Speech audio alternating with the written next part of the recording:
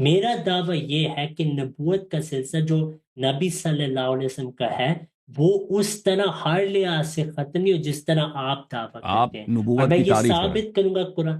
دیکھیں آپ نبوت کی تعریف کریں. نبوت کی تعریف ہم مناظر کے دوران کر دیں گے، لیکن نہیں، ابھی دعویٰ یہ آپ کا مناظر ہے. سے پہلے ایک ہوتا ہے سیکنڈ نا، مجھے، جب موضوع طے کیا اچھا جاتا ٹھیک ہے تو موضوع کو ٹھیک ہے موضوع لفظاً تعین نہیں کیا جاتا کہ ایک لفظ ہو، جی. موضوع تو کا میں مفہوم تعین ابھی کرنا تعریف ضروری ہے. کر دیتا ہوں.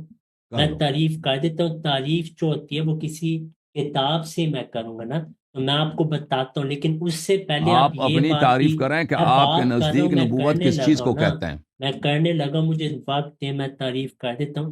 لیکن اس سے پہلے دیکھیں دعویٰ آپ کا ہے کہ نبوت ہر لحاظ سے ختم ہو گئی، تو آپ نے آتم کا ترجمہ کرنا ہے اور نبی کا ترجمہ کرنا ہے، کیونکہ مدعے یاد آپ، میں یہاں ہم ثابت کروں گا ترجمہ کر آپ لیں کی گے بھائی، ہم کتب سے. ترجمہ کر لیں گے، ہم بتائیں گے. آپ ٹھیک ہے ہمیں بتائیں نا کہ نبوت، آپ کہتے ہیں نبوت ختم نہیں ہوئی ہے، آپ جی ہمارے عقیدے کو رد کریں گے. ہم سمجھنا چاہتے ہیں کہ آپ نبی کس کو بولتے ہیں، نبوت کس ٹھیک ہے، چیز کو میں بولتے وہ ہیں جو آپ آپ کو، کہتے ہیں یہ سلسلہ جاری ہے.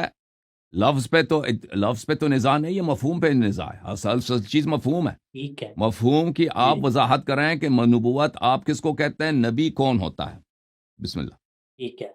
دیکھیں ہمارا شیعوں کا اس پہ اختلاف ہے، لیکن جو ہمارے نزدیک نبی اسی کو کہتے ہیں جس کو کثرت غیب ہو اور اللہ اس کو نبی قرار دے.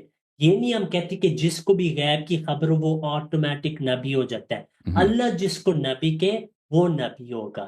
لیکن جیسے میں نے کہا اس مناظرے میں ثابت کروں گا آپ کی کتب سے اور آپ کی ویڈیو سے کہ آپ جو تعریف عوام کو بتاتے ہیں کہ آپ ہر لحاظ سے ختم نبوت کے کہنے کہ ہر لحاظ سے نبوت ختم ہو چکی ہے، اس کے آپ نہیں سو کہے، اور آپ میں دیکھیں، آپ کے میں سمجھ مسلمات سے گیا ثابت آپ